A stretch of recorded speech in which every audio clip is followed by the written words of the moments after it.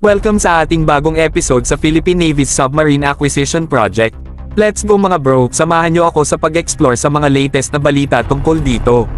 Una, tignan natin yung malalaking contenders sa kompetisyon na to.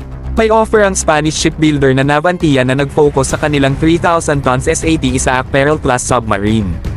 Ang laki nitong submarine na to mga bro. Sa lahat ng alam nating mga offer, ito yung pinakamalaki. Umaabot ito ng 81 meters ang haba at 11.7 meters ang lapad.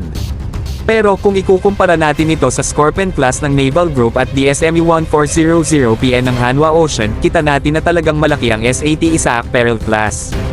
At alam nyo ba mga bro, ang laki ng submarine ay nakakaapekto sa presyo. Mas malaki ang submarine, mas maraming subsystems na kailangan kaya nagiging mahal.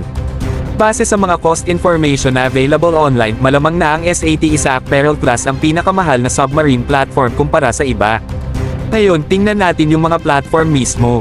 Kalahati ng presyo ng SAT Isaac Perel class ay ang DSME 1400PN ng Hanwha Ocean. Kung ganito nga, may potential ang Hanwha Ocean na mag-offer ng hindi lang isa o dalawang submarines, kundi 3 o 4 na DSME 1400PN submarines sa Philippine Navy.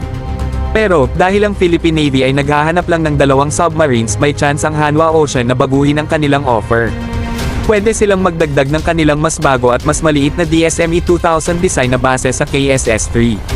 Masabot kaya ito sa budget at mas compact. Kung kaya ng Naval Group mag-offer ng 2 Scorpion Riachuelo class submarines, tiyak na kaya rin ng Hanwha Ocean mag-offer ng 2 DSME 2000. Pero wait mga bro, hindi pa tapos ang laban. Naniniwala tayo na may chance pa ang Naval Group. Pwede silang mag-offer ng mas mura o magdagdag ng iba pang package inclusions para talunin ang oferta ng Navantia. Talagang naglalaban-laban sila mga bro. Sa kabilang banda, may mga as sa kanilang manggas din ang Navantia. Pwede nilang ayusin ang kanilang package offer sa pamamagitan ng pagtanggal ng ilang capabilities na hindi naman hiningi ng Philippine Navy. Pwede nilang bawasan ang presyo habang nananatili pa rin silang superior kumpara sa Naval Group at Hanwha Ocean. Hanapin lang ang tamang balanse mga bro. Ngayon, pag-usapan natin ang financing. Kung ang Philippine government ay pumayag na gumamit ng sovereign-backed soft loans para pondohan ang proyekto, may ibang factor na pwedeng isaalang-alang. Kung magkapareho ang mga shipbuilders sa bilang ng submarines at package inclusions, maaaring piliin ng gobyerno ang pinakamababang loan interest at pinakamababang cost-to-capability ratio ng submarine.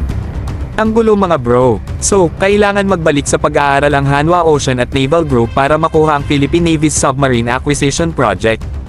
Piliin na ang Navantia ang dapat tumbahin pero hindi pa rin sila nagpasa ng formal offer. Abangan natin kung magbibigay sila ng oferta na pasok sa budget ng proyekto at naaayon sa mga kailangan ng Philippine Navy. Alam nyo na mga bro, huwag kakalimutang mag-like at subscribe para sa marami pang videos na katulad nito.